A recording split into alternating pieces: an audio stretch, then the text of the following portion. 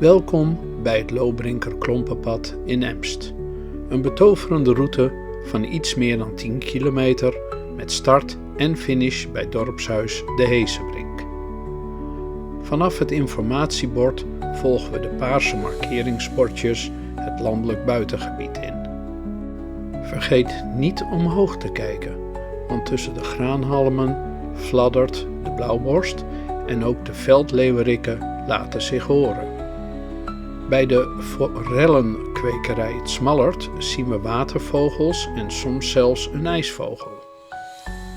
Dan bereiken we het recreatiegebied Kievietsveld, waar libellen en wijde orgissen het vochtige milieu verduidelijken. Afgewisseld met de levendige glimpen van een ijsvogeltje aan de waterkant. Verderop leidt een smal pad ons het Elsenbroekbos van Vossenbroek in. Drassig, mysterieus en rijk aan elzen en moerasplanten, thuisbasis van de vliegensvlugge vos. Na een serene tocht over bosrijke bruggetjes en lichte open stukken verschijnen de paarse klompenpadbordjes terug richting Emst, waar koeien en schapen ons vriendelijk groeten.